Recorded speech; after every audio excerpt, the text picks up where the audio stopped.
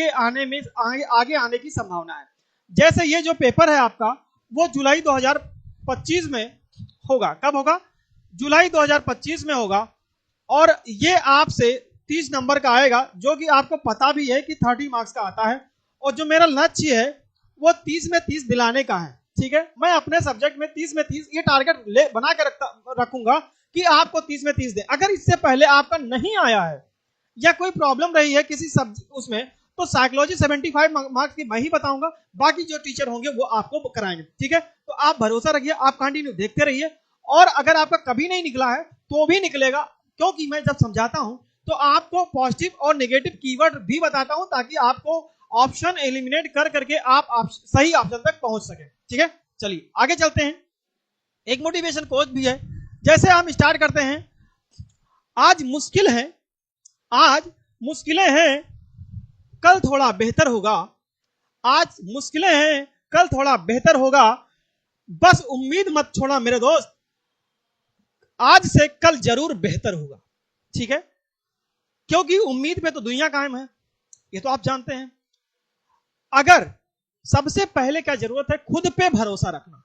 अगर आपको अपने आप पे भरोसा है तो रास्ते टेढ़े मेढ़े जरूर मिलेंगे, लेकिन आप अपनी मंजिल तक पहुंच जरूर जाएंगे। समस्याएं आएंगी, बाधा बनेंगी, लेकिन फिर भी अगर आपने एक लक्ष्य बनाया है तो उन समस्याओं को पार करके अपने लक्ष्य तक जरूर पहुंचेंगे। तो इसलिए ये जो आज मुश्किल है, कल थोड़ा बेहतर होगा, बस उम्मीद मत छोड़ना मेरे दोस्त, भविष्य जरूर बेहतरीन होगा। तो इसके लिए लिखा ही नहीं, आपको करना भी पड़ेगा, मेहनत करनी पड़ेगी, दिखाना होगा, जज्बा रखना पड़ेगा, तब जाके आप कर पाएंगे। ठीक है, तो सभी को राधे राधे, जय श्री राम, जय श्री श्याम। चलिए स्टार्ट करते हैं, क्वेश्चन पे आते हैं बिना देरी किए। क्वेश्चन आपका पहला है, आपको ध्यान रखना है, आपसे कहा गया है प्रतिभाशाली विद्यार्थी। बात किसकी की है? प्रतिभाशाली विद्यार्थी। अच्छा, एक बात ध्यान में, जो विद्यार्थियों की अवस्था बताई गई है कि मंद बुद्धि के हैं, प्रतिभाशाली हैं, कम बुद्धि के हैं, जड़ बुद्धि के हैं, इनका जो ग्रोथ रेट है वो भी मैं आपको एक एक चीज सिखाऊंगा। लेकिन क्योंकि मैं प्रीवियस ईयर करा रहा हूं तो आपको सिर्फ हम ऑप्शन के अकॉर्डिंग और थोड़ा बहुत मैं अलग से भी बताऊंगा। ठीक है, जैसे आपसे कहा प्रतिभाशाली विद्यार्थी, किसकी बात किया है? प्रतिभाशाली विद्यार्थी। प्रतिभाशाली विद्यार्थी का मतलब यह होता है कि जिनके जो बुद्धि का आईक्यू होता है, आईक्यू का मतलब आपसे लगभग 120 प्लस होता है। क्या होता है? 120 प्लस होता है। अच्छा, मैं यहाँ पे कुछ सामान्य चीज, कुछ जनरल चीजें भी बता दे रहा हूं। सामान्य बुद्धि, आपसे क्वेश्चन पूछा जाएगा सामान्य बुद्धि। ये क्वेश्चन मेरे दोस्त बहुत पूछा जाता है, ये क्वेश्चन जो है बहुत पूछा जाता है। तो जो सामान्य बुद्धि होता है दोस्तों, वो 90 से 110 होता है, ये आपको ध्यान रखना होता। और जो 90 से कम होता है, 90 से लेस होता है, मतलब माइनस कर दे या तो लेस कर दे, तो ये आपसे उसमें मंदबुद्धि में जाएगा। और 70 से भी कम जाए, किससे? 70 से भी कम जाए तो आपका जड़ बुद्धि हो जाएगा। बहुत सारी चीजें इसमें प्रोसेसिंग होती, तो ज्यादा नहीं पूछा जाता है। आपसे इतना ध्यान रखना है, आपको जनरल पता होना चाहिए। जनरल मतलब सामान्य। सामान्य बुद्धि परीक्षण में कितनी से कितने के बीच होना चाहिए? तो दोस्तों आपको बताया मैंने, 90 से 110 होना चाहिए, और प्रतिभाशाली में 120 प्लस होना चाहिए। और इसमें श्रेष्ठ की भी बात आती है तो 140 प्लस में भी होता है। तो आपको ऐसे ध्यान देना है कि किस से किस में आएगा। तो आपको क्वेश्चन है प्रतिभाशाली विद्यार्थी, और ऑप्शन है आपके पास, शिक्षकों से स्वतंत्र होते हैं, स्वभाव में अंतर्मुखी होते हैं, अपनी आवश्यकताओं को दृढ़ता पूर्वक नहीं कह पाते, अपने निर्णय में आत्मनिर्भर होते हैं। आपको बताना है दोस्तों कि इन चारों में से इसके लिए सटीक आंसर क्या होगा। आइए देखते हैं कैसे होगा। भैया, अगर आपको अपने आप पर विश्वास है तो आप क्या शिक्षकों से स्वतंत्र होते हैं? शिक्षकों से स्वतंत्र होने का यहाँ पे कोई सेंस नहीं है। शिक्षकों से स्वतंत्र हम होकर के करेंगे क्या भाई? हम अपने टीचर से ही अलग हो जाएंगे, तो हम अपनी प्रतिभा दिखाएंगे किसको? किसके सामने अपने आप को रिप्रेजेंट करेंगे? भाई मेरे अंदर क्या है, मैं क्या जानता हूं, मैं क्या बता सकता हूं, मैं एक्सप्लेन क्या कर सकता हूं, ये कोई जांचने वाला भी होना चाहिए कि जो मैं कह रहा हूं वो क्या सत्य है। अगर मुझे 100% नॉलेज है, लेकिन वो 100% देगा कौन? भाई देने वाला भी तो कोई टीचर ही होगा ना, ताकि हमको ये बात कह सके कि हाँ ये भाई सही है कि गलत है। तो हमें शिक्षक से स्वतंत्र होने की जरूरत नहीं है, क्योंकि वही हमें चेक करेगा कि मैं सही हूं या गलत हूं। तो ये यहां से कोई रिलेशन प्रतिभाशाली विद्यार्थी का नहीं होगा। दूसरा है अंतर्मुखी होते हैं। अंतर्मुखी का मतलब आपको अपने आप से इतना नॉलेज है, ठीक है, लेकिन उसके लिए यहाँ पे प्रतिभाशाली विद्यार्थी की ये भी बात नहीं होगी। और सबसे बात यह है, अपनी आवश्यकताओं को दृढ़तापूर्वक नहीं कह पाते, ये एकदम गलत है। अगर मुझे मालूम है कि हाँ 2 2 जा 4 होता है, आपको बहुत ध्यान रखना होगा दोस्तों, 2 2 जा 4 होता है, तो इसमें हम दृढ़तापूर्वक क्यों नहीं कह पाएंगे? कह लेंगे, 100% है। अगर मान लो हम सीडीपी की बात करें, सीडीपी में आपने पढ़ा है कि शैशवावस्था, क्या पढ़ा है? शैशवावस्था। भैया मेरे, तो इसकी जो एज होती है वो 0 से 2 वर्ष होती है। क्या होती है? 0 से 2 वर्ष होती है। तो अगर आपको ये पता है तो आप ये नहीं कह पाएंगे? कह पाएंगे, 100% कह पाएंगे, चाहे सामने कोई भी बैठा हो, आप एकदम कह लेंगे। तो आपको ये ध्यान रखना है कि 0 से 2 वर्ष में, इसलिए आप दृढ़तापूर्वक ये कहा है कि नहीं कह पाएंगे, ये गलत हो जाएगा। आप अपने निर्णय में आत्मनिर्भर होंगे कि भैया, अगर जैसे मैंने कहा कि शैशवावस्था की जो अवस्था होती है वो 0 से 2 वर्ष होती है, तो हम एकदम अपने जो आंसर बताया मैं उस पर निर्भर, मतलब 100% रहूंगा कि हाँ ये सही है तो है। अगर 5 5 या 25 होता है, आप मान लो जैसे छोटा बच्चा है, क्योंकि यहाँ पे हम साइकोलॉजी पढ़ा रहे हैं, प्राइमरी जूनियर के लिए पढ़ा रहे हैं, तो इसका मतलब ये नहीं है कि हम बच्चे बहुत बड़े तो हो नहीं जाते हैं। तो आपको क्या करता है? आत्मनिर्भर। तो आत्मनिर्भर अपने निर्णय पर, जैसे अगर बच्चे को बता दिया गया या माँ बाप ने उनके सिखा दिया कि बेटा ए के बाद बी आता है, तो बच्चे को आप कितना भी कहोगे तो वो ए के बाद बी ही बोलेगा, बोलेगा ना। 5 और +5 अगर आपको सिखा दिया गया कि 10 होता है, तो आप भले कैसे होता ये नहीं बता पाए, लेकिन आपको वो बच्चा ये बता देगा कि यही, यानी कि जो उसको सिखाया गया है वो उस पर आत्मनिर्भर रहेगा, यानी कि वो एकदम सही अपने निर्णयों पर। इसलिए ऑप्शन मेरे दोस्त ये डी सही हो जाएगा। ठीक है, उम्मीद करता हूं कि आपको समझ में आया होगा। और अगर आपको स्क्रीनशॉट ले लीजिए, और अगर जहां पे कोई भी प्रॉब्लम हो आप एक बार कमेंट बॉक्स में जरूर दीजिएगा। हम आंसर जब भी देखेंगे आपको रिप्लाई करेंगे। और आप उम्मीद बनाए रखिए, आपको 100% है कि आपको यहां से फायदा मिलेगा। चलिए स्क्रीनशॉट ले लीजिए, फिर हम लोग आगे चलते हैं। उम्मीद करता हूं कि ले लिए होंगे। आगे बढ़ते हैं। अच्छा, इसके बाद मैं जरा थोड़ा एक्सप्लेनेशन भी दे देता हूं। एक्सप्लेनेशन क्या है? प्रतिभाशाली छात्र सदैव अपने निर्णय में आत्मनिर्भर रहते हैं, यही मैंने आपको बताया है हमेशा। एक बात और कौन सी? मैंने इसमें सीडीपी में बताया कि जो हमेशा होता है, इसका मतलब ऑलवेज। ऑलवेज अगर ये शब्द आता है तो होता क्या है? नेगेटिव होता है। हमने आपको ये भी बताया था कि पॉजिटिव और नेगेटिव कीवर्ड से हम ऑप्शन को एलिमिनेशन कर सकते हैं, यानी सही ऑप्शन तक पहुंच सकते हैं। लेकिन ये आंसर में बताया गया कि जैसे अगर सभी के लिए ऑलवेज नेगेटिव नहीं होता है। जैसे अगर मैंने आपसे कहा भैया 2 + 2 4 होता है, तो ये तो हमेशा ही होगा, इसमें ये नेगेटिव वर्ड नहीं है। तो कुछ ऐसे वर्ड होते हैं उसमें हम नेगेटिव नहीं, जो 100% है उसमें नहीं कर सकते, जिसमें 99% भी है तो उसको हम लेकर चलेंगे कि हाँ वो नेगेटिव हो सकता है। ठीक है, लेकिन 100% इसमें हम कमी नहीं कर सकते, इसलिए यह आंसर आपका सही हो जाएगा। चलिए अगले क्वेश्चन पे चलते हैं। अगला क्वेश्चन क्या है? अगला क्वेश्चन है आपका,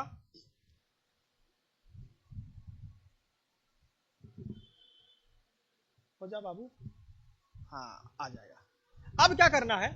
आपसे ये कह रहा है, आपसे कह रहा है चिंतन के सूचना प्रक्रमण सिद्धांत में निम्नलिखित चरण होंगे। दोस्तों एक बात ध्यान रखना है कि चिंतन की सूचना प्रक्रमण है। अब इसमें हमें अरेंज, जैसे आपसे एक बात ध्यान रखना है कि या तो डिक्रीजिंग ऑर्डर होता है या इंक्रीजिंग ऑर्डर होता है। यानी कि आपको हिंदी के लिए, जैसे यहाँ पे जो पीपीटी है वो हिंदी में टाइप है, तो अगर इंग्लिश की बात आएगी मैं उन वर्डों का यूज कर रहा हूं, जैसे इंक्रीजिंग ऑर्डर यानी बढ़ते हुए क्रम में, डिक्रीजिंग ऑर्डर यानी कि घटते हुए क्रम में। आपको क्या करना है? हमको इसको जो ये चरण दिया गया, चरण का मतलब यहाँ पे आप एक बार ध्यान रखिएगा। चरण का मतलब यहाँ से जैसे 1 2 3 और 4 ऐसे ऐसे, जैसे जो ऑप्शन दिए गए 1 2 3 4 यानी का खा गा घा, तो इसमें हमको देखना है कि सबसे पहले कौन आएगा, उसके बाद कौन आएगा, उसके बाद कौन सा आएगा और लास्ट में क्या आएगा। दोस्तों इसमें आपको अगर ये टेक्निक आपने सोच लिया कि कैसे करेंगे तो आप बेहतर कर सकेंगे। आपको बताइए, अब हम चलते हैं ऑप्शन पे। प्रतिक्रिया क्रियान्वयन, प्रतिक्रिया चयन, श्रेणी क्रम और पूर्व प्रक्रमण चरणों का सही क्रम। तो आप इसमें से सबसे पहले क्या लगाएंगे? क्वेश्चन ये कहा है कि सबसे पहले क्या करेंगे। तो सबसे पहले आपको ये ध्यान रखना है पूर्व का मतलब क्या, यहां पे क्या है आपको एक बात ध्यान रखना पड़ेगा। पूर्व का मतलब होता है मेरे दोस्त, पूर्व का मतलब होता है पहले से। तो आप बताओ, जैसे हम अगर बात किसी बच्चे की कर रहे हैं, तो अगर हम, जैसे हमें बताया गया क्लास जैसे स्टार्ट करते हैं तो पहले नर्सरी, केजी, फिर उसके बाद फर्स्ट सेकंड, यानी कि हमें पूर्व ज्ञान का अनुभव लेते हुए आगे की प्रक्रिया हम लोग स्टार्ट करते हैं। तो पूर्व मतलब पहले से जो भी है, जो मैं आज पढ़ रहा हूं इससे पहले उससे रिलेट में कुछ पढ़े जरूर होंगे। अगर ऐसा है तो फिर हम पूर्व की चीजों को लेकर के चरणों का सही क्रम लगाएंगे। यानी कि अगर आज की बात करें तो आज की बात जो बच्चा स्टार्ट करता है, पढ़ाई करना स्टार्ट करता है, तो कब से स्टार्ट करता है बच्चा? दोस्तों आप पढ़ते हैं पहले एलकेजी, क्या पढ़ते हैं? एलकेजी, फिर आप पढ़ते हैं यूकेजी, फिर आप आते हैं नर्सरी में, ठीक है, फिर आप आते हैं फर्स्ट में, ठीक है। तो ये जो अवस्था होती है, यानी कि आप एनईपी में आपने पढ़ा है कि आप जो 3 इयर्स पहले हो जाएंगे वो आप किस में चले जाएंगे? वो सिर्फ और सिर्फ एलकेजी इसी में चले जाएंगे। ये आपको बहुत ध्यान रखना है। जो प्रथम 5 वर्ष की जो एजुकेशन है वो 3 तो इसी में चले जाएंगे और 2 जाएंगे 1 और 2। यानी कि आपको जो प्रोसेस बताया गया है 5 + 3 + 3 + 4, ये तरीका बताया गया, ठीक है, एनईपी में जो नहीं आई। तो इसको दोस्तों मेरे ध्यान रखना है कि हमको एक एक चीज पे बहुत ध्यान से पढ़ना होगा, फिर आगे बढ़ना होगा, ठीक है। क्या ये बात समझ में आई? अगर आई तो इसमें स्क्रीनशॉट लेने वाली कोई बात नहीं है, मैंने केवल सिर्फ आपको तरीका बताया। चलिए अब यहाँ हम आपको ऑप्शन चलते हैं। तो इसका मतलब मेरे दोस्त एक ये हो गया कि पूर्व यानी कि पहला जो होगा वो घा होगा, और इन ऑप्शन में देखा जाए तो घा केवल एक में है, बाकी किसी में नहीं है। इसमें गा है, इसमें खा है, इसमें गा है। तो इसका मतलब ये हुआ कि हमको घा से ही पता चल गया कि यही आंसर क्या हो जाएगा? सही हो जाएगा। हमें भले एक बात ध्यान रखना, इसमें से चारों में नहीं पता है अलग बात है, लेकिन एक तो पता है ना, हम उसी के अनुसार लगा लेंगे। अब घा के बाद खा आया तो पहले पूर्व हम सही क्रम स्टार्ट करेंगे, और किसमें? श्रेणी क्रम में, मतलब एक के बाद एक, जैसे मैंने बताया 1 2 3 4, एक के बाद एक, ठीक है। तो श्रेणी क्रम में हो जाएगा। उसके बाद प्रतिक्रिया, फिर उसके बाद प्रतिक्रिया चयन करेंगे, उसके बाद क्रियान्वयन होगा। तो उम्मीद करता हूं मेरे दोस्त कि आपको ये पहला जो ऑप्शन नंबर डी है ये सही होगा और तरीका ये होगा, ठीक है। चलिए आगे चलते हैं। आगे क्या कहा गया है? आगे कहा गया, जरा एक्सप्लेनेशन भी देख लेते हैं। हाँ, आपका जो है डी ही होगा। चिंतन के सूचना प्रक्रमण सिद्धांत का चरण निम्नवत होगा। क्या होगा निम्नवत? पूर्व प्रक्रमण, श्रेणी क्रम, प्रतिक्रिया चयन और प्रतिक्रिया क्रियान्वयन, ठीक है। तो आपको समझ में आ गया होगा। चलिए आगे चलते हैं। अगला क्या है? अगला है सीखने संबंधी निर्योग्यताएं सामान्यता। सीखने संबंधी निर्योग्यताएं सामान्यता औसत से, एक मिनट मैं मोबाइल ऑन कर लेता हूं, देखिए वीडियो ऑडियो क्लियर है या नहीं क्लियर है, ताकि आप लोगों को विशेष दिक्कत ना हो, ऐसी उम्मीद करता हूं। इसमें आप जो थंबनेल आपने लगाया है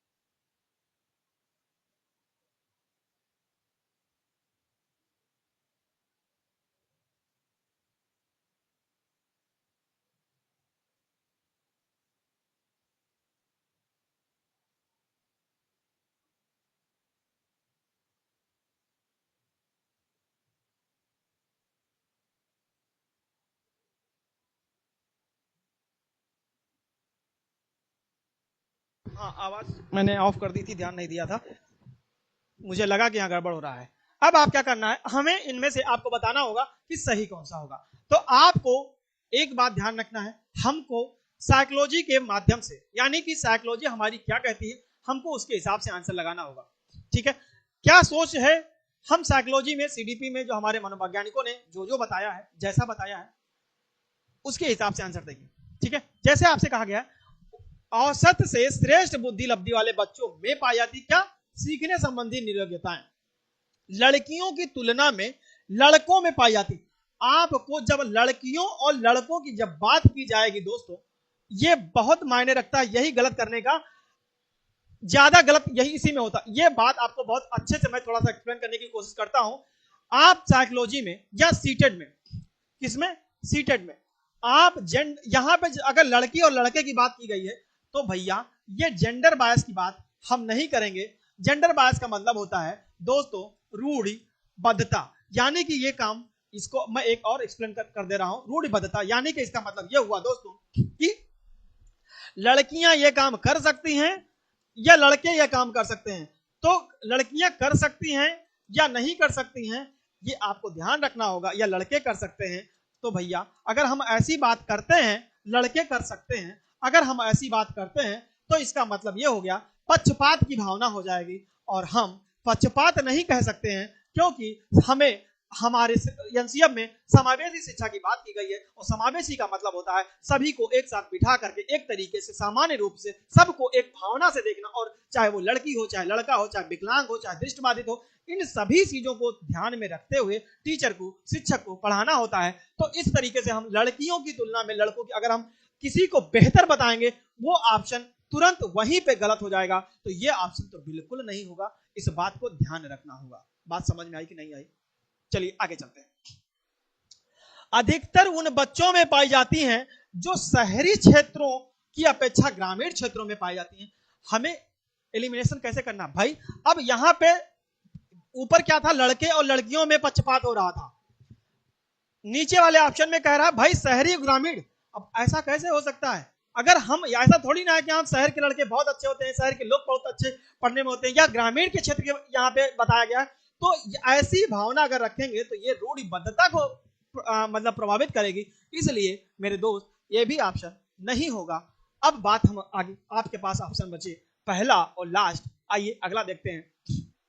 उन लास्ट में उन बच्चों में पाई जाती है विशेषता जिनके पैतृक अभिभावक इस प्रकार समस्याओं से ग्रसित होते हैं।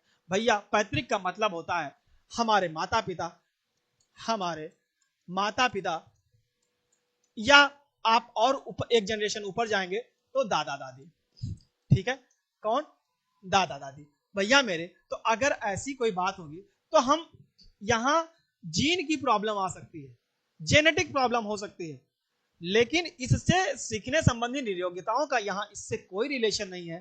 तो according to me answer A भी गलत हो जाएगा। तो अब आपके पास सिर्फ और सिर्फ एक ही बचा, वो है औसत से श्रेष्ठ बुद्धि लब्धि वाले बच्चों में पाई जाती है सीखने संबंधी नियोग्यताएं। तो आंसर ए होना चाहिए। मैंने आपको एक्सप्लेन कर दिया है। आइए हम इसका ऑप्शन भी देख लेते हैं। अगर आपको टिक करना है तो आप देख लीजिए, एक बार स्क्रीनशॉट लेना चाहिए तो ले लीजिए, जो कि मैंने आपको समझा दिया। फिर हम इसके ऑप्शन पे आगे मतलब आगे चलते हैं। आप इसका स्क्रीनशॉट लेना चाहें तो ले सकते हैं।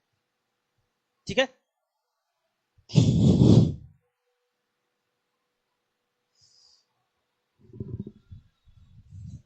एक बात और है यहां पे एक गलती हो गई, एक गलती होगी। ये नहीं होगा, ऑप्शन नंबर सॉरी डी ही होगा, आंसर नंबर डी ही होगा। ये आपसे कह रहा है उन बच्चों में पाई जाती है विशेषता जिनके पैतृक अभिभावक इस प्रकार की समस्याओं से ग्रसित होते हैं। और आप क्वेश्चन है सीखने संबंधी निर्योग्यताएं, योग्यताएं नहीं है निर्योग्यताएं, निगेटिव पहले ही बोला है। ठीक है, तो ये ऑप्शन सॉरी ये आपका डी होगा, डी होगा। ठीक है, मैंने करेक्ट करवा दिया। ठीक है, अब इसका स्क्रीनशॉट लीजिए, मैं आगे बढ़ता हूं। देख लेते हैं क्या है। हाँ, डी ही होगा।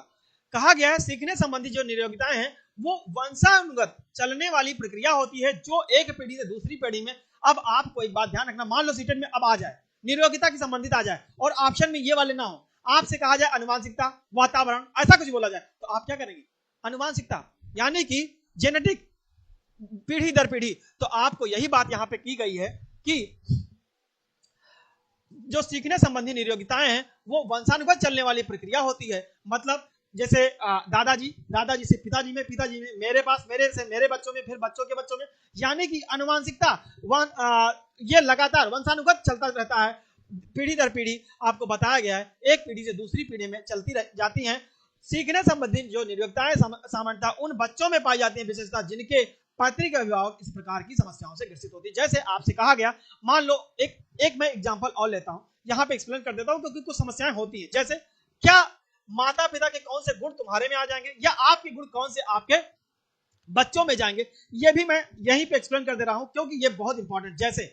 जैसे देखो क्या है, ये दादाजी हैं और आज आपको मैं थोड़ा सा अगर अच्छा लगे तो तालियां नहीं बजाना है, लेकिन मुस्कुरा जरूर देना, ठीक है। कैसे? आजकल सबसे बड़ी समस्या है बाल। सबसे बड़ी समस्या क्या है? बाल। और कैसे बाल? बालों का झड़ना। भैया लड़के जो है 15 साल के हुए नहीं, बाल झड़ना स्टार्ट। क्या हो गई? सबसे बड़ी समस्या हो गई। अच्छा ये हुआ कैसे? भाई बाल नहीं रहेंगे तो दिखाएंगे क्या? बाल दिखाने चाहिए ना भाई। क्लास जाएंगे तो कौन देखेगा? अब ये तो आप लोग समझ सकते हैं कौन देखेगा, ये तो हम नहीं बताएंगे। लेकिन तिरछे कोने मतलब अजीब तरीके से पहले कुछ दिन तक चला था, तेरे नाम, फिर यहां कटिंग, मतलब दुनिया भर की। मेरे से बेहतर आप लोग समझ सकते हैं। तो बालों का झड़ना, अच्छा ये होता कहां से है? अब अगर जो साइकोलॉजी करती है, बताती है कि ये जो है ये आपके अपने आप से नहीं झड़ते हैं, ये आपके दादाजी के, आपने देखा होगा कि बुजुर्ग में अगर आपने अपने दादाजी को देखा होगा तो उनके सर में बाल नहीं रहे होंगे। इसका मतलब आप अभी से जब 17 साल की उम्र से जब झड़ना स्टार्ट करेंगे, तभी जब 55 साल के पहुंचेंगे तभी आपके एकदम साफ हो जाएगा ये, ठीक, तभी साफ हो जाएगा। इसका मतलब ये आपके पास कहां से आया? ये दादाजी से, और दादाजी से डायरेक्ट आप में नहीं आया, दादाजी से के बाद में पिताजी के पास आया, उसके बाद आप में आया। तो इसलिए यह प्रक्रिया जेनेटिक होती है, इसमें वंशानुगत होता है और पीढ़ी दर पीढ़ी ऐसे प्रक्रियाएं होती रहती है। एक और एग्जांपल लेता हूं। ये तो बालों का हो गया, ठीक है। जैसे आपने देखा होगा, क्या देखा होगा? एक मतलब मैं किसी चीज को या किसी विशेष व्यक्ति को या विशेष बच्चे को लेकर के कोई बात नहीं कर रहा हूं, लेकिन जो जेनेटिक है वर्ण तो उसको हम हटा नहीं सकते। और मैं नहीं कह रहा हूं, ये साइकोलॉजी कह रही है, और सिर्फ मैं एक जितेंद्र सर टीचर नहीं कह रहे हैं, जितने भी सीडीपी के टीचर पढ़ा रहे हैं वो इस बात को मानते हैं और पढ़ाते भी हैं अपने अपने सब्जेक्ट में। क्या? आइए बात करते हैं। जैसे वर्णांधता। वर्णांधता मतलब आपने देखा होगा कि किसी के, मान लो सपोज दैट माता पिता में से किसी कारणवश कि होता क्या है, दृष्टि बाधित है, मतलब किसी कारण दृष्टि बाधित है, नहीं देख पाते, ठीक है, दृष्टि बाधित है, नहीं देख पाते। आपको विशेष ध्यान रखना है कि रीजन क्या हो सकता है। भले इस क्वेश्चन में बहुत मतलब ज्यादा समय लगे, लेकिन वो चीज बताऊंगा जो आपके एग्जाम के पॉइंट ऑफ व्यू से बहुत इंपॉर्टेंट होता है। अब दृष्टि बाधित है तो अब इनके जो बच्चे होंगे, अब इनके बच्चे कौन से हो सकते हैं? अब अगर ह्यूमन बीइंग है तो या तो मेल होगा या फीमेल होगा। क्या होगा? या तो मेल होगा या तो फीमेल होगा। अच्छा ये होता कहां से मेल? हम कैसे पहचान पाएंगे कि ये जो बच्चा होगा वो लड़का होगा या लड़की होगी? ये हम कैसे पहचान पाएंगे? तो ये आपने एक चैप्टर पढ़ा होगा बायो में, क्रोमोजोम। क्या पढ़ा होगा? क्रोमोजोम। अब यहां से क्या होता है, सेक्स क्रोमोजोम, जो आप अगर आइडेंटिफिकेशन आपने जब पढ़ेंगे, क्योंकि इसमें भी आएगा इसलिए मैं बता दे रहा हूं, अगर माता पिता से एक्स गुणसूत्र होता है तो इसका मतलब यह होता है कि जो बच्चा होगा वो क्या होगा? लड़की होगी। क्या होगा? लड़की होगी। अगर यहां पे अगर एक्स और वाई क्रोमोजोम आता है तो जो एक्स वाई क्रोमोजोम आता है इसका मतलब लड़का होगा। अच्छा ये आते कहां से? समझ चाहिए आते कहां से। आइए ये भी बताते हैं। जो पिता के गुणसूत्र होते हैं वो मतलब पिता का मतलब आप समझ सकते हैं कि पुरुष वर्ग से, तो मेल में एम में आपका होता है वाई और एक्स होता है, फीमेल में होता है एक्स। तो अगर ऐसा होता है इस तरीके से तो आपको कहां से मिल जाएगा? यहां मतलब लड़की होगी, ये आपको पता चल गया। अब हमें जो दृष्टिबाधिता वाली बात कर रहा था वो आपको कैसे करेंगे? अगर मान लो माता पिता में से अगर मान लो पिताजी को मतलब दृष्टिबाधित है, ठीक है, अगर पिताजी दृष्टिबाधित हैं तो आपको एक बात ध्यान रखना होगा, जो लड़का होगा, क्या होगा? लड़का होगा तो उसमें वो हो सकता है कि दृष्टिबाधिता हो स्टार्टिंग से, या फिर आप ये भी कह सकते हैं आफ्टर सम टाइम, जैसे मान लो 40 साल के बाद, कितना 40 ईयर प्लस, उसको आगे चलकर समस्या आ जाए। ये कोई जरूरी नहीं है कि तुरंत हो, ये भी ध्यान रखना, कोई जरूरी नहीं है कि तुरंत हो, लेकिन ऐसा आगे बदलकर हो सकता है। ठीक है, तो ये होती है जेनेटिक, जिनके परिवार में होता है वो एक दूसरे में जनरेशन टू जनरेशन बढ़ती जाती हैं। और अगर मतलब ये भी है, ऐसा नहीं है कि उसको दूर नहीं किया जा सकता है, अगर आपने समय पर उसका सही उपचार करवा लिया तो हो सकता है दूर भी हो जाए, या आगे जो फ्यूचर में 40 प्लस साल या 45 प्लस साल में आने वाली संभावना है, हो सकता है वो भी ना हो।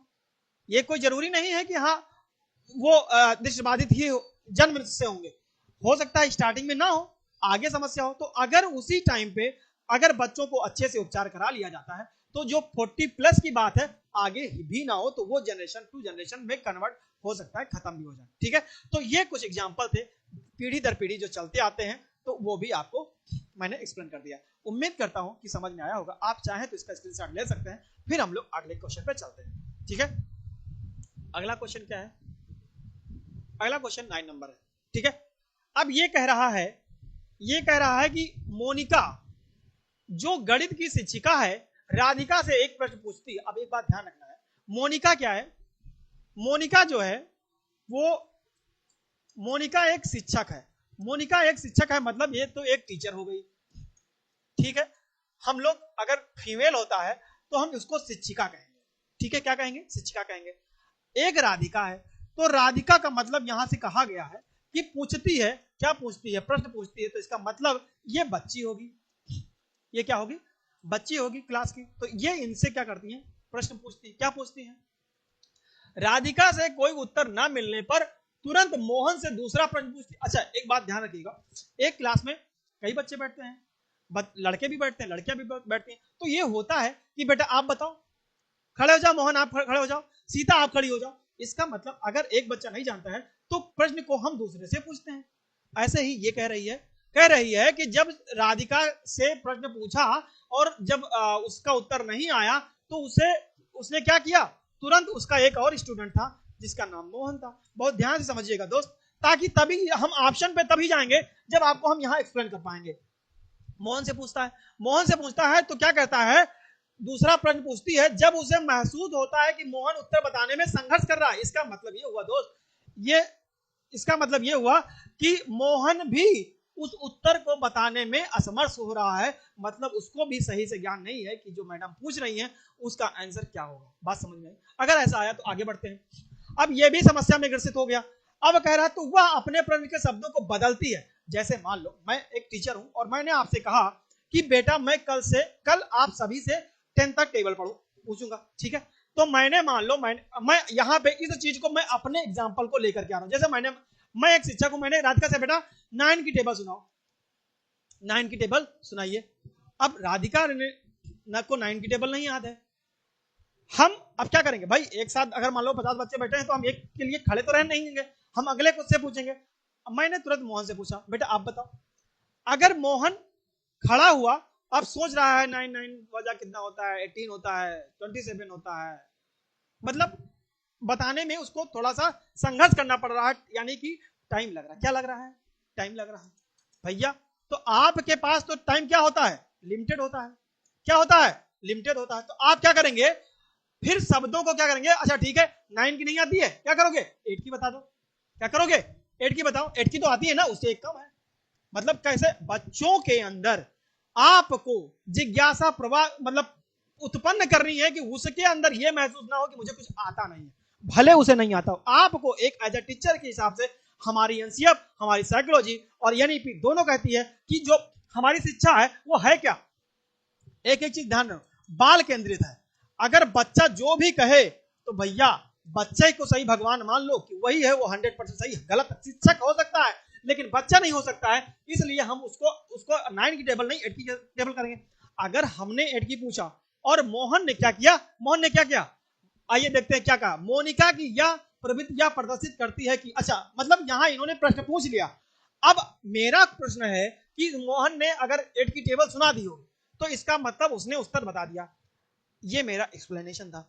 अब चलते हैं ऑप्शन पे। इस तथ्य से पूर्णतः परिचित है कि राधिका के सवालों के जवाब देने योग्य नहीं है। हमने आपसे बोला और बार बार बोला हमारी जो एनसीएफ यानी कि जो साइकोलॉजी वो क्या है, बाल केंद्रित है।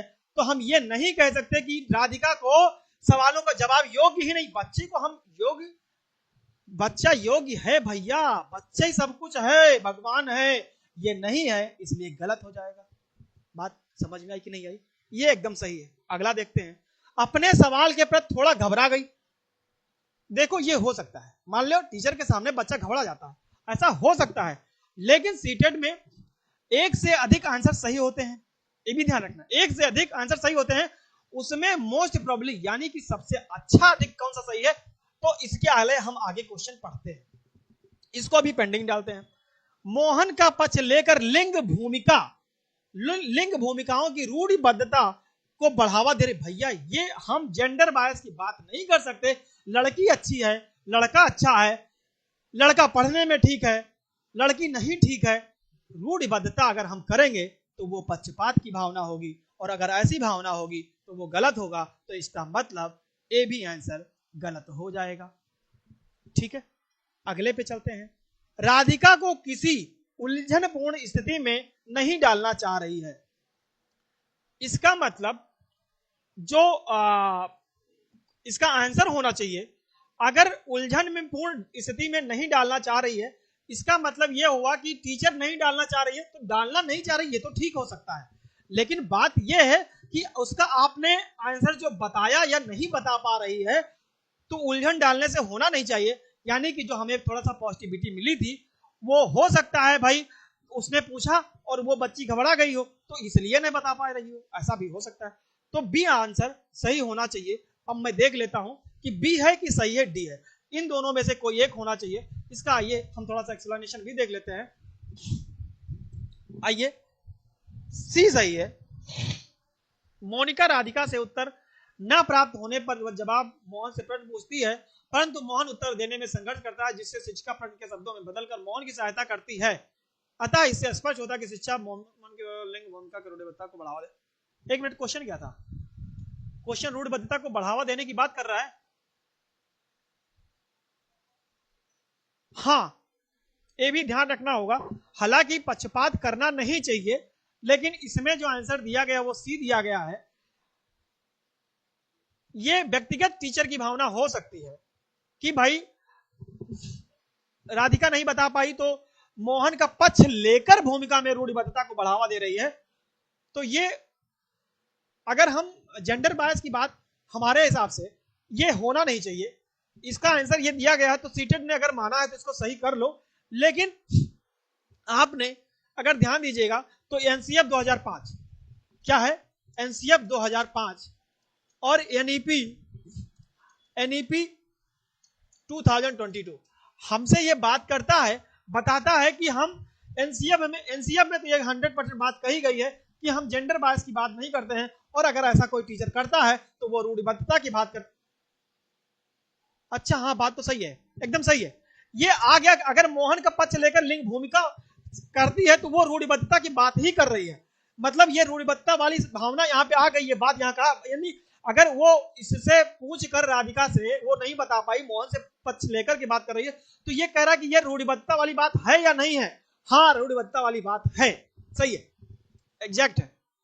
क्योंकि मैं बार बार बोल रहा हूं, मैं खुद भी बोल रहा हूं, आप लोग भी ध्यान से समझिएगा, मैंने बार बार बोला है कि जेंडर बायस की बात कर रहा है, रूढ़िबद्धता वाली बात कर रहा है, लेकिन आपको ये बात ध्यान रखनी होगी कि हाँ, अगर ऐसा भाई लड़की नहीं बता पाई, लड़के से प्रश्न पूछ करके हम सही करते हैं, तो बात किसकी हो रही है? रूढ़िबद्धता को बढ़ावा दिया जा रहा है, और यही यहां लिखा भी है, थोड़ा सा मिस हो गया। ठीक है, इसका मंत्र आंसर आपका सी ही सही होगा। ठीक है, आगे चलते हैं। अगला है, अगला आपसे कहा गया है, सीखने के लिए आकलन निम्नलिखित का ध्यान रखता है, सिवाय, मतलब किसके अलावा, किसके अलावा? तो आप ध्यान रखेंगे विद्यार्थियों की क्षमताएं, विद्यार्थियों की आवश्यकताएं, विद्यार्थियों की त्रुटियां, विद्यार्थियों की अधिगम शैलियां। तो आपसे क्या करना है, सीखने के लिए आकलन का निम्नलिखित ध्यान रखता है, सिवाय किसके होना चाहिए? तो आप इसका आंसर बताएंगे कि इसका आंसर क्या सही हो सकता है। पहला विद्यार्थियों की क्षमताएं हो जाएगा, कि आपका विद्यार्थियों की आवश्यकताएं हो जाएंगी, कि विद्यार्थियों की त्रुटियां हो जाएंगी, कि आपसे लास्ट में विद्यार्थियों का अधिगम शैलियां हो जाएंगी। तो आपका आंसर हो जाएगा दोस्तों विद्यार्थियों की आवश्यकताएं। विद्यार्थियों की आवश्यकताएं के सिवाय सीखने के आकलन में विद्यार्थियों की क्षमता है, विद्यार्थियों की त्रुटियां हैं। जब विद्यार्थी त्रुटि करेगा तभी सीखेगा, ये कहा भी गया है। तो जो विद्यार्थी होता है, जो विद्यार्थी होता है तो जब त्रुटि करता है तब वो और बेहतर सीखेगा। जैसे जब मान लो एक बार गलती किया तो वो दोबारा गलती नहीं करेगा, ठीक है। तो जो दोबारा गलती नहीं करेगा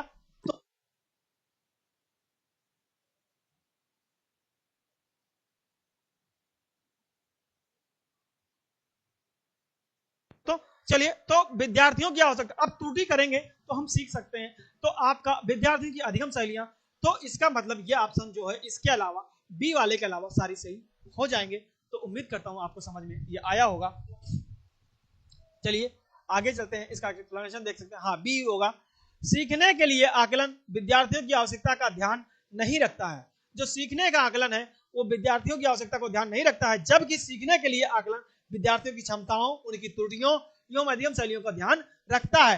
क्योंकि जब हम ये सारी चीज, क्षमता क्या है, गलती क्या हो रही है और अधिगम शैली क्या है, इसको ध्यान में रखता है, तभी वो आगे बढ़ सकता है। आकलन, आकलन मतलब होता है सीखना, ठीक है, यानी कि कर सकता है। ठीक, आगे बढ़ते हैं।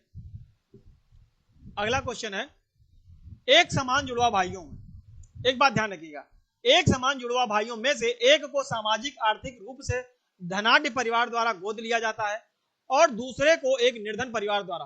1 वर्ष के बाद उनके बुद्धि लब्धांक के बारे में निम्नलिखित में से क्या अवलोकित होने की सर्वाधिक संभावना है। अब इस बात को आप ध्यान रखिएगा, जैसे 2 भाई हैं, एक साथ हैं। थैंक यू मैम, 1 मिनट थोड़ा सा जल ग्रहण कर ले।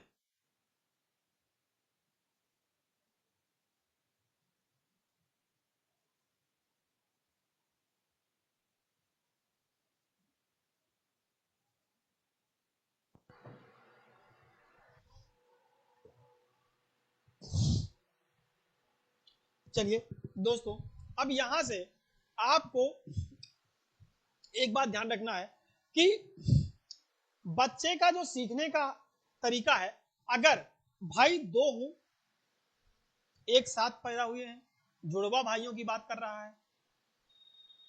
बात इसमें बाद में कहा गया है कि एक को धनाढ्य परिवार में, मान लो किसी ने एक अच्छे परिवार को, मान लो उसके बच्चे नहीं है तो उसने गोद ले लिया, इसने ऐसी बात कही है। एक कोई गरीब घर का लड़का है, मतलब गरीब परिवार है, उसने भी, उसके भी बच्चे नहीं है तो उसने एक को गोद ले लिया।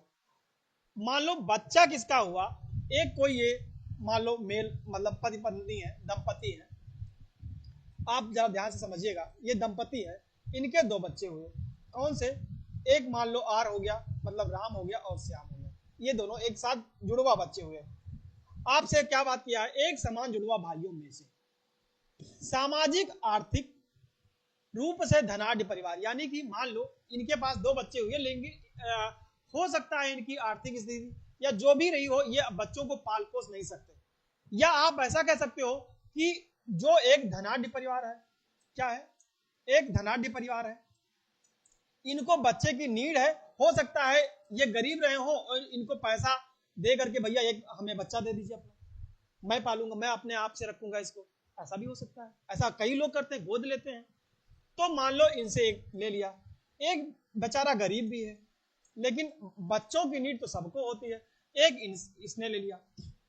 अब भले सगे भाई हैं, माता पिता के जीन्स, जेनेटिक्स प्रभाव तो दोनों पे डालेंगे बराबर मेरे दोस्त, लेकिन हमारी साइकोलॉजी कहती है, अनुमानसिकता ये इंपॉर्टेंट पार्ट है। लेकिन आपने पढ़ा होगा और नहीं पढ़ा होगा तो पढ़ेंगे, 2 चीजें एक साथ आती हैं और वो दोनों साथ चीजें आती हैं अनुवांशिकता, बहुत ध्यान से समझिएगा, आनुवांशिकता, और इसके साथ साथ, मतलब ये प्रभाव तो पड़ेगा पड़ेगा, लेकिन सिर्फ यही पड़ेगा वो गलत होगा, क्योंकि इसके साथ साथ वातावरण बहुत जरूरी होगा। ठीक है दोस्तों, यानी ये दोनों अगर साथ हो जाएं तो जैसे कहते हैं ना कि ये सोने पे सुहागा होना।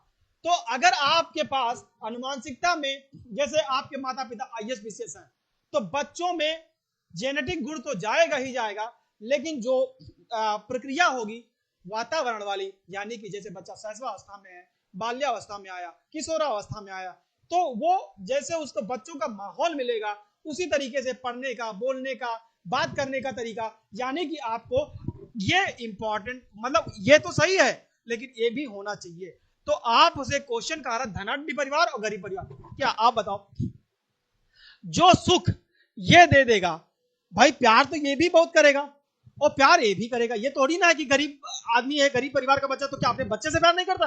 अपने बच्चे से तो उतना ही प्यार करता, भले उतना कर ना पाए क्योंकि उसके पास मनी यानी इकोनॉमिक कंडीशन उतनी सही नहीं है, लेकिन बच्चों से माँ बाप या गोद लिए हैं वो प्यार तो उतना ही करते हैं। सुख किसका नहीं दे पाएंगे? वातावरण को, जो पैसे पानी की तरीके से। अब जैसे हम बात करें अंबानी की, उन्होंने ना जाने कितने करोड़ रुपए अपने शादी में खर्चा करवा दिया, और यहाँ एक गरीब परिवार का होता जो 2,50,000 में ही निपट जाता है। तो शादी तो उनकी भी होती है, शादी इनकी भी होती है, तरीका थोड़ा सा अलग है। तो आपको क्या इतना सुख ये दे पाएंगे? नहीं दे पाएंगे।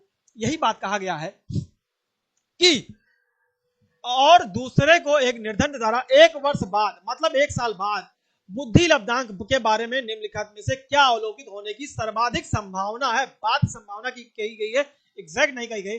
अब हमने आपको एक्सप्लेन तो सारा कर दिया, जहां से क्वेश्चन बन सकते थे इसका आंसर बन सकता। अब आंसर पे आते हैं। अच्छा, अरे भैया मेरे, ये बोनो नहीं होगा दोस्तों, दोनों होगा, ये दोनों होगा, ठीक है, क्योंकि 2 बच्चे थे ना, तो दोनों होगा। दोनों समान रूप से अंक प्राप्त करेंगे। अच्छा, समान रूप से, आपको बताओ क्या दोनों समान रूप से अंक प्राप्त कर सकते हैं? एक चीज तो दोनों के अंक में बराबर है भाई, माता पिता के जेनेटिक जो बात आई वो तो मैंने कहा ना, ये तो दोनों में रहेंगे, लेकिन क्या ये भी दोनों में रहेंगे? नहीं रहेंगे मेरे दोस्त, क्योंकि वातावरण एक गरीब परिवार वाला उतना नहीं दे पाएगा जितना वो क्या नाम है धनाढ्य परिवार वाला देगा। तो ये समान तो नहीं हो सकता, ठीक है। धनी सामाजिक आर्थिक परिवार वाले लड़के की अपेक्षा निर्धन परिवार वाला लड़का अधिक अंक प्राप्त करेगा। अंक प्राप्त करने का मतलब क्या वातावरण में 1 साल के बाद क्या दोनों में चेंज नहीं होगा? होगा। तो निर्धन परिवार वाला नहीं, गरीब परिवार वाला उतना नहीं करना चाहिए, कर पाएगा, मतलब करने के लिए एक्टिविटी हो सकता है भाई। एक ही देखो, एक ही माँ बाप के 2 बच्चे, एक आईएएस अधिकारी बन जाता है, एक चोर बन जाता है, तो ये 100% नहीं है कि दोनों बच्चे की मतलब जेनेटिक चीजें तो वही हैं, लेकिन वातावरण का प्रभाव दोनों को बराबर अलग अलग पड़ता है, तो हम समान यहां नहीं कह सकते हैं। आगे चलते हैं। सामाजिक आर्थिक स्तर बुद्धि लब्धांक को प्रभावित नहीं करता। भैया प्रभावित करता है, क्या है? प्रभावित करता है। अगला है, निर्धन परिवार वाले लड़के की अपेक्षा धनी सामाजिक आर्थिक परिवार वाले लड़का अधिक अंक प्राप्त करेगा। हो सकता है ये सही हो, लेकिन आप जरा इसका स्क्रीनशॉट और जो मैंने समझाया है इसको एक साथ ले लीजिए, तब जाकर के हम एक आपको जो सटीक आंसर है वो एक्सप्लेन कर देते हैं। एक्सप्लेन तो कर दिया, आंसर बता देते हैं, जरा आप देख लीजिए।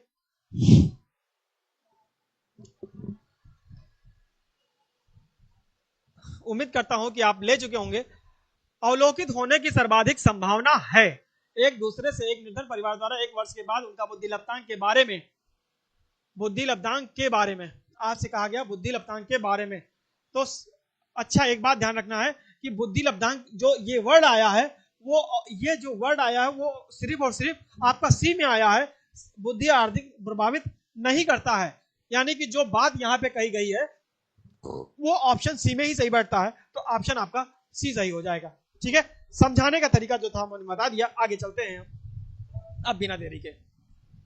ये सी है, किसी भी प्रकार के बच्चों के बुद्धि लब्धांक को सामाजिक आर्थिक स्तर पर प्रभावित नहीं करता है, यानी कि जैसे बुद्धि लब्धांक का मतलब है कि जैसे आपका आईक्यू, अभी क्वेश्चन हो सकता है आईक्यू के बारे में बात किया जाए, तो बुद्धि लब्धांक अगर मान लो आपके पास आप प्रतिभाशाली हैं, तो आपको थोड़ा सा अगर माहौल मिल जाए तो आप अच्छा कर सकते हैं, ठीक है। तो सामाजिक स्तर जो है प्रभावित नहीं करता है, तो ऑप्शन यहाँ पे सी हो जाएगा, यही संभावना ज्यादा होगी। आगे पे चलते हैं। अगला है 8 नंबर क्वेश्चन। निम्नलिखित में से कौन सा सूक्ष्म गतिक कौशल का उदाहरण है? सूक्ष्म गतिक कौशल का उदाहरण क्या है? सूक्ष्म गतिक कौशल का उदाहरण है दौड़ना, लिखना, चढ़ना और फुदकना। सूक्ष्म गतिक का मतलब दोस्तों ये होता है कुछ समय के लिए। तो आप बताओ, दौड़ना, क्या आप 1 सेकंड दौड़ोगे, 2 सेकंड दौड़ोगे? नहीं। अगर आप दौड़ेंगे तो 100 मीटर, 200 मीटर, 500 मीटर, मतलब कुछ ना कुछ दौड़ेंगे। तो ये सूझ मतलब सबसे कम समय में क्या करेंगे, तो सबसे कम समय में दौड़ेंगे तो नहीं। लिखना, अगर आप लिख रहे हो तो क्या आप 1 2 लिख करके बंद कर दोगे? नहीं, आप जब लिख रहे हो तो अगर छोटे बच्चों की किया जाए तो भैया उनको एक पेज लिखना होता है। कितना? एक पेज लिखना होता है, या एक पैराग्राफ लिखना होता है। क्या लिखना हो? एक पैराग्राफ लिखना होता है। तो एक पैराग्राफ लिखना होता है, तो क्या वो सूझ गति का? नहीं, उसमें कुछ टाइम लगेगा। मतलब सूक्ष्म गतिक का मतलब यहां पे ये हो जाएगा कि समय कम लगना, समय कम लगना, ये बात ध्यान रखना, समय कम लगना। तो इसमें थोड़ा सा तो टाइम लगे। चढ़ना, चढ़ने की बात अगर आई, मान लो आप छत पे जा रहे हो, आप छत पे जा रहे हो, तो छत पे जा रहे हो तो आपको फर्स्ट स्टेयर से लेकर के लास्ट तक पहुंचने में कुछ टाइम लगेगा, लगेगा ना। लेकिन फुदकना, फुदकना का मतलब जैसे मैं खड़ा हूं, मैं अपनी ही जगह पे फुदक लिया, तो अगर मैंने ऐसा किया तो उसमें कितना लगा? 1 सेकंड, ज्यादा ज्यादा 2 सेकंड। और फिर क्या मैं करता रहूंगा? ऐसा तो है नहीं। फुदकने का मतलब 1 जंप, 2 जंप, 3 4। तो इसका सूक्ष्म गतिक कौशल का उदाहरण होगा। तो आपका ऑप्शन जो है ये 3 गलत हो जाएंगे, आपका डी आंसर सही हो जाएगा। यही होगा आपका सही आंसर। ठीक है, आगे बढ़ते हैं, क्योंकि इसमें ज्यादा एक्सप्लेन करने की जरूरत नहीं है, वो मैंने आपको बता दिया है। देख लेते हैं इसका एक्सप्लेनेशन भी देख लीजिए। बी, सूक्ष्म घटक कौशल शारीरिक क्रियाओं से है जिसमें दौड़ना, चढ़ना, फुदकना आदि आते हैं, जबकि लिखना सूक्ष्म गतिक कौशल के अंतर्गत नहीं आता। अच्छा, नहीं पूछा था, एक मिनट, क्या पूछा था? अरे भाई आ जाओ,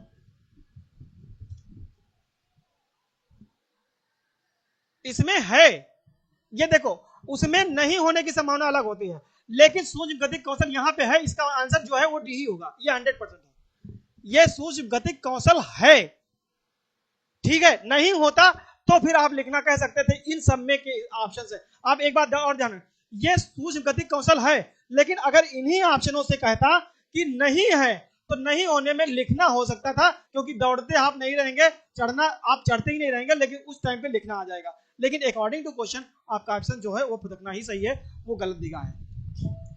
ठीक है, आगे चलते हैं। चलिए, अब हमारे एक बहुत प्यारे से साइकोलॉजिस्ट, जिनको वाइगॉत्स्की कहते हैं, इन्होंने एक सिद्धांत दिया था। उस सिद्धांत का नाम था सामाजिक सांस्कृतिक सिद्धांत। अगर ऑप्शन में आए कि आता है, अगर नहीं आया है, कई बार आया है, मिलेगा, क्योंकि मैं पीवाई की करवा रहा हूं, उसमें मिलेगा। तो आपसे अगर कभी पूछ ले कि सामाजिक सांस्कृतिक सिद्धांत किसने दिया था, तो वाइगॉत्स्की जी ने ही दिया था। ये हमारे मनोवैज्ञानिक हैं। ये भी मैं आपको क्लियर कर दे रहा हूं कि अगर आगे आए तो आप इसका बता सके, सामाजिक सांस्कृतिक सिद्धांत। ठीक है, और ऐसे ही हमारे बहुत सारे मनोवैज्ञानिक हैं, जैसे कोहलबर्ग साहब हैं, जीन पियाजे जी हैं, ठीक है, वाटसन हैं, किलपैट्रिक हैं, तो बहुत सारे हमको मिलेंगे। तो जैसे जैसे आएगा वैसे वैसे हम लोग एक्सप्लेन करते चलेंगे। अब चलते हैं, प्रत्येक विद्यार्थी को व्यक्तिगत रूप से दत्त कार्य देना, प्रारंभिक व्याख्या के बाद कठिन सवालों को हल करने में बच्चे की सहायता ना करना। भैया बच्चों की सहायता नहीं करेंगे तो सीधे सीधे गलत हो जाएगा, क्योंकि हमारे किसी भी मनोवैज्ञानिक ने ऐसा नहीं कहा है कि बच्चों की सहायता ना करें। ठीक है, तो ये तो एकदम गलत हो जाएगा। अगला है, बच्चे उन बच्चों की संगत में श्रेष्ठतम रूप से सीख सकते हैं जिनका बुद्धि लब्धांक से कम होता है। और लास्ट है, सहयोगात्मक समस्या का समाधान करना। तो आपको बताना है कि वाइगॉत्स्की के अनुसार इसमें से जो ऑप्शन होगा वो चारों में से कौन सा सही होगा। ये हमें ऐसे नहीं बताना है, इसमें हो सकता है ऑप्शन इधर उधर हो जाए, लेकिन हमको किसके अकॉर्डिंग बताना है, वाइगॉत्स्की जी के अनुसार बताना है। तो उसमें से कौन सा आंसर सही होगा वो हमको ध्यान रखना होगा। ठीक है, जरा देखिए और बताइए इसमें कौन सा सही हो सकता है। ठीक है, अब आपसे वाइगॉत्स्की जी ने सहयोगात्मक सिद्धांत यानी कि समस्या का समाधान बताया, जिसको जेडपीडी के नाम से भी पूछा जाता है। और जेडपीजी का मतलब होता है, जेडपीजी का मतलब होता है जोन ऑफ प्रॉक्सिमल। ये क्वेश्चन पूछा गया है, प्रॉक्सिमल जेडपीजी। ठीक है, जोन ऑफ प्रॉक्सिमल यानी कि ये सहयोग की भावना होती है। और ये दिया किसने था? अगर आपसे क्वेश्चन पूछा जाएगा जेडपीजी का सिद्धांत किसने दिया था, तो आप किसने दिया था? जेडपीडी है, सॉरी जेडपीडी है, और जेडपीडी जोन अप्रॉक्सिमेट डेवलपमेंट, ठीक है, डेवलपमेंट, ये भी आप कह सकते हैं, कहे नहीं यही होगा। तो जो जोन अप्रॉक्सिमेट डेवलपमेंट सहयोगात्मक समस्या का समाधान किसने दिया था, तो हमारे मनोवैज्ञानिक वाइगॉस्की जी ने दिया था, ठीक है। और ऐसे एक हो सकता है अभी आ जाए स्कीमा की बात करें, ठीक है, तो वो आगे जो भी जीन पियाजे जी ने दिया था मैं उसको एक्सप्लेन करूंगा, ठीक। तो ये आपका हो जाएगा, इसका एक्सप्लेनेशन भी देख लेते हैं जरा, देख लीजिए। हाँ, वाइगॉस्की के अनुसार वह वातावरण में स्थित तथा सहयोगी होता है, अर्थात ज्ञान विभिन्न व्यक्तियों एवं वातावरण जैसे वस्तुओं, औजार, किताबें, मानवीय निर्मितताओं इत्यादि तथा समुदाय जिनमें व्यक्ति रहता है में वितरित होता है। यह सिद्धांत सुझाता है कि दूसरों के साथ अंतः क्रिया तथा सहयोगात्मक क्रियाओं द्वारा जानने की प्रक्रिया गुणात्मक रूप से श्रेष्ठ होती है। आपसे सिर्फ और सिर्फ आपसे ऐसा पूछा जा सकता है कि जेडपीडी का, आपको ध्यान रखना है, आपसे आएगा जेडपीडी का सिद्धांत किसने दिया, जेडपीडी है, ठीक है, किसने दिया था, तो आप वाइगॉस्की जी को लगा देंगे। आपसे कहा जाएगा सामाजिक सांस्कृतिक सिद्धांत किसने दिया, वाइगॉस्की जी को लगा देंगे। अगर आपसे स्कीमा का सिद्धांत पूछेगा तो जीन पियाजे को लगा देंगे। अगर नैतिक विकास का सिद्धांत पूछेगा तो आप कोहलबर्ग को लगा देंगे। तो जैसे जैसे क्वेश्चन आता जाएगा मैं आपको एक्सप्लेन करता चलूंगा। अगले क्वेश्चन पे चलते हैं।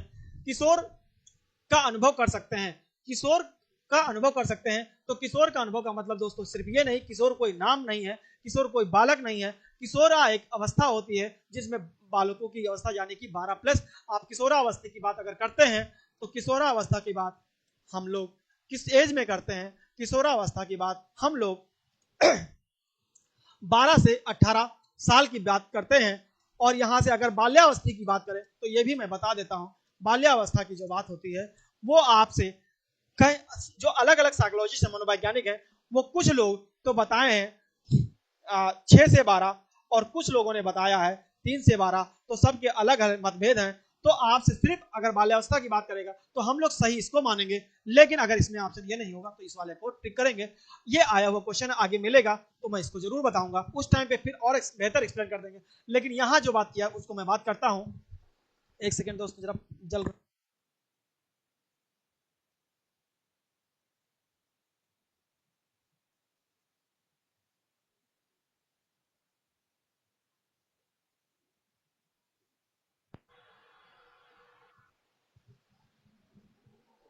चलिए, अब यहां से क्या बोल रहा है, दुश्चिंता और स्वयं से सरोकार, बचपन में किए गए अपराधों के प्रति डर का भाव। तो किशोर का अनुभव डर के भाव से नहीं है, आत्मसिद्धि के भाव। आत्मसिद्धि कोई वो जो है पूरा ज्ञान नहीं, वो महात्मा बुद्ध नहीं बन गए जो उनको आत्मसिद्धि हो गई है, तो ये तो हमारा गलत ही हो जाएगा।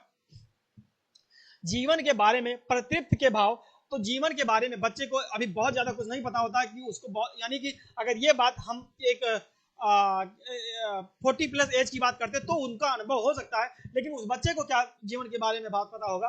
तो आप ये कह सकते हैं कि दुश्चिंतता, ये बुश्चिंतता नहीं होगा, यह दुश्चिंतता होगा, यानी वो स्वयं से सरोकार करेगा। ऑप्शन नंबर ए आपका सही हो जाएगा, ठीक है। चलिए हम लोग आगे चलते हैं और इसका एक्सप्लेनेशन भी देख लेते हैं। हाँ, दुश्चिंता इसमें बताया गया है, ये वही होगा, पहला ऑप्शन सही हो जाएगा। दुश्चिंतता और स्वयं से सरोकार का अनुभव कर सकते हैं वह अपने रंग, रूप, स्वास्थ्य, मान सम्मान, आर्थिक स्थिति, सामाजिक स्वीकृति, शैक्षिक प्रगति, भावी व्यवस्था आदि के प्रति सदैव व्यग्र होते हैं बच्चे। ये होता कैसे जाता है, हम जैसे जैसे अवस्था बढ़ती जाती है वैसे वैसे हम लोग इस तरीके से आगे को मतलब बढ़ते जाते हैं। शैशवावस्था में अलग, फिर बाल्यावस्था, किशोरावस्था में। और किशोरावस्था में एक बात और ध्यान रखना है कि जो सामाजिक जो भावना हमारे अंदर उत्पन्न होती है वो आपको होती है किशोरावस्था में, क्योंकि जब इनकी एज 12 से 18 होती है, यानी कि ये जो 17-18+ लड़के होते हैं उनमें जो लगभग ये जो इनकी क्लासेस होती हैं, ये इनकी क्लासेस होती हैं लगभग 11th और 12th, क्या होती है 11th 12th होती हैं। तो उनके अंदर उनको लगता है कि जो मैं कह रहा हूं, मैं जो भी हूं वो श्रेष्ठ है, यही सब कुछ है। जो मान लो इसी अवस्था में जो ये अवस्था होती है यही बिगड़ने की होती है, यही बिगड़ने की होती है और यही बनने की होती है। तो जब इस बात में आपने खुद भी अनुभव कर सकते हैं कि जब आपको माता पिता ने डांटा होगा किसी चीज के लिए तो लगता है कि वो गलत है, हम सही। लेकिन सच्ची बात तो ये है कि उनको इस चीज का अनुभव है, यानी कि श्रेष्ठ और सही वो हैं, हम नहीं हैं। ठीक है, लेकिन इसके साथ साथ ये भावना तो होती ही होती है, लेकिन इसके साथ एक और भावना होती है कि सामाजिक होना। सामाजिक का मतलब होता है कि जो चाहे बुराइयां हो या अच्छाइयां हो, तो उन चीजों के बारे में भी, समाज में क्या चल रहा है, किस तरीके से, मतलब थोड़ा सामाजिक होना भी चाहते हैं। तो ये इसी अवस्था में स्टार्ट हो जाता है। अगर ऐसा कुछ पूछा जाता है तो ऑप्शन आप ये लगा देंगे। ठीक है, चलिए आगे चलते हैं अगले क्वेश्चन पे। अगला क्वेश्चन है आपका 11 नंबर है। ये आपसे कहा गया है शारीरिक रूप से सक्षम बच्चों को सामान्यता होता है। शारीरिक रूप से सक्षम बच्चों को, यानी कि जो मतलब स्वस्थ है। ठीक है, तो आपसे क्या होगा इसमें? डिस्थीमिया होगा, डिसकैलकुलिया होगा, डिसलेक्सिया होगा, डिस्ग्राफिया होगा। मैंने आपको एक एक अलग अलग में एक्सप्लेन कर दे रहा हूं। जैसे डिसकैलकुलिया का मतलब होता है जब आप गणित लगा रहे होते हैं तो उसमें क्या करना, एरर करना, यानी कि आपसे गलती करना कैलकुलेशन में। आप सबसे मतलब इसका जो डिसकैलकुलिया का है वो हो जाएगा कैलकुलेशन में। अगर आप कैलकुलेशन में गलती करते हैं तो आपका अगर ऑप्शन होगा तो वो सही ये हो जाएगा। ठीक है, आपको बात ध्यान रखना होगा। यानी कि अगर कैलकुलेशन में गलती है तो अगर यहाँ पे ये होता कि कैलकुलेशन में गलती है और ऑप्शन ये 4 होते तो हम ऑप्शन लगाते डिसकैलकुलिया। अब आपका है डिसलेक्सिया। डिसलेक्सिया का मतलब होता है मेरे दोस्त पढ़ने में विकार। क्या होता है? पढ़ने संबंधी विकार। यानी कि जो बच्चा पढ़ने में दिक्कत कर रहा है, पढ़ नहीं सकता है, पढ़ने में प्रॉब्लम आ रही है, अटक रहा है, तो पढ़ने संबंधी विकार होता है, तो उसको हम कहते हैं डिसलेक्सिया। अब आपके पास बचा डिस्ग्राफिया। डिस्ग्राफिया का मतलब होता है कि भाषा संबंधी, या थोड़ा सा इसमें भाषा संबंधी ही कर सकते हो, या लिखने में। ठीक है, तो आपको ये कहा, आपसे क्वेश्चन जो कहा गया है वो कहा गया शारीरिक रूप से सक्षम बच्चों को सामान्यता होता है। तो जरा इसका एक्सप्लेनेशन भी देख लेते हैं आप, क्योंकि 2 दिन तो मैंने इसमें आपको बता दिया। और आपको भैया ये तो गड़बड़ है, डिसमाफिया नहीं होगा, माफिया नहीं, बच्चे कौन सा माफिया बन जाएंगे। हमारे टेक्निकल महोदय जो है बहुत अच्छा काम कर रहे हैं। तो भैया मेरे ये डिसमाफिया तो नहीं होगा, डिस्ग्राफिया वाला ही सही रहेगा। ठीक है, ये डिस्ग्राफिया होगा। ठीक है, डिस्ग्राफिया होगा।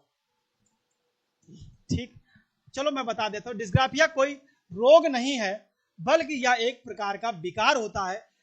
विकार का मतलब जो कठिनाइयां होती हैं, तो शारीरिक रूप से सक्षम बच्चों में सामान्यता पाया जाता है। इस बच्चे के लिखावट, अभी मैंने आपसे बताया था, लिखने संबंधी या भाषा वाली, लिखने अभी मैंने एक्सप्लेनेशन भी बताया था, लेकिन हमने कहा था एक्सप्लेनेशन देख लीजिए। लिखावट में या समझने की क्षमता पर असर पड़ना, यानी कि जैसे मान लो मैं लिख रहा हूं तो लिखने में गलती हो जा रही है।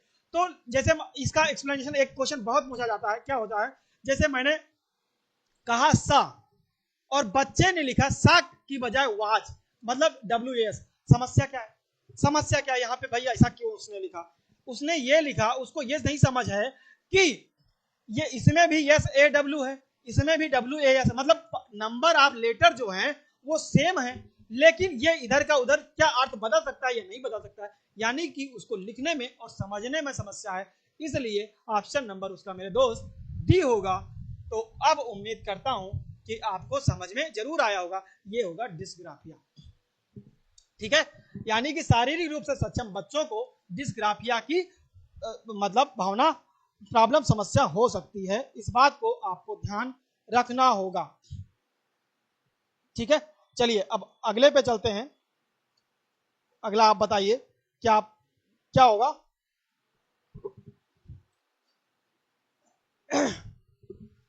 अगला है, हम लोग अगले पे चलते हैं।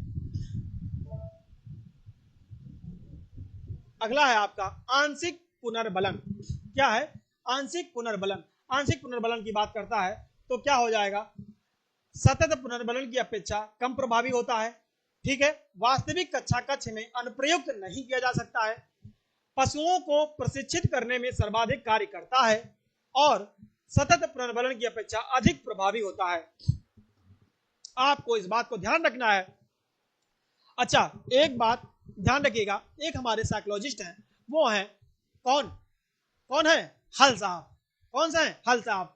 तो आपको ध्यान रखना होगा, जो हल साहब हैं उन्होंने बलन यानी कि बल की बात करती है तो बल हल, इससे हम याद कर सकते हैं कि अगर ये सिद्धांत किसने दिया था तो हल साहब ने दिया था। तो यहाँ पे एक तो ये आंसर ये हो जाएगा, मतलब इसका तरीका ये हो जाएगा। अब हमको देखना है कि इसका आंसर क्या होगा।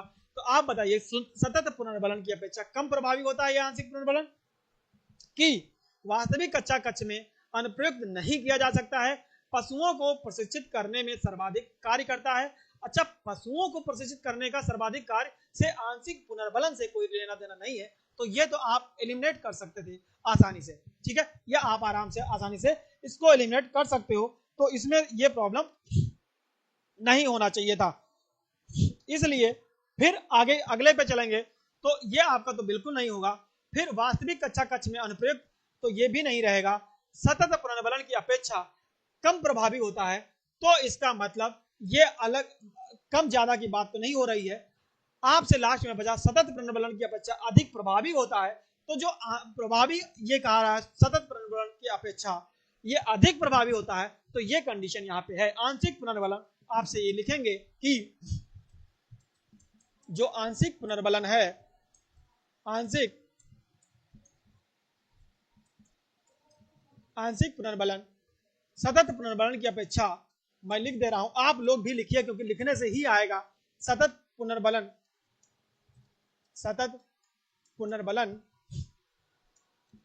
की अपेक्षा अधिक प्रभावी होता है, ठीक है। तो जितना देखो, आप नोट्स बनाइए और लिखिए, लिखेंगे तो आपको हमेशा भूलेंगे नहीं। पुनर्बलन की अपेक्षा अधिक प्रभावी होता है, ठीक है, अधिक प्रभावी होता है। तो उम्मीद करता हूं कि अब आपको समझ में जरूर आया होगा। बाकी इसके आगे कुछ क्वेश्चन है तो मैं अगले पार्ट में करवाऊंगा। और अगर आपको समझ में आया हो, आपको अच्छा लगा हो, तो आप लाइक कर दीजिए और अपने दोस्तों को शेयर करिए, जिनका एक बात ध्यान रखिएगा, मैं आपको देख ही रहे हो कि दो कीवर्ड्स होते हैं, एक होता है आपका पॉजिटिव कीवर्ड और एक होता है निगेटिव कीवर्ड, जिससे हम सही ऑप्शन पे मतलब पहुंच सकते हैं।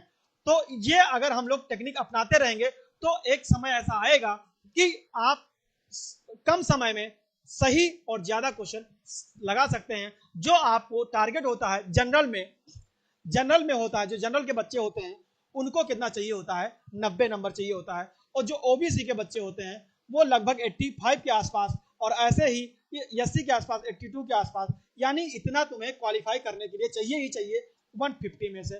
तो आपको अगर ये मत सोचो कि मुझे 85 नहीं 90 लाना है, या 90 वाले ये ना सोचो कि मुझे 90 लाना है, आप ये टारगेट करिए कि हम 130 प्लस लेके आएंगे। और ये आएगा आपको साइकोलॉजी जितनी अच्छी हो जाएगी, क्योंकि यहाँ पे 75 मार्क्स केवल साइकोलॉजी के होते हैं, ठीक है, और सीडीपी के 15 और, यानी कि 90 नंबर, ठीक है। तो आपको एक बात ध्यान रखना पड़ेगा कि आप सिर्फ साइकोलॉजी से ही 90 नंबर आप ला सकते हैं। तो आप थोड़ा सा मेहनत कर लेंगे तो बहुत आसानी से आ जाएगा, लेकिन मेहनत तो करनी ही पड़ेगी, ठीक है। तो आप बने रहिए, और अगर आपको लग रहा है सही लग रहा है तो आप एक बार लाइक कर दीजिए और दोस्तों को अपने शेयर कर दीजिए, ताकि उन लोगों को भी ये सुविधा उपलब्ध हो सके, ठीक है। Thank you. जय हिंद, जय भारत।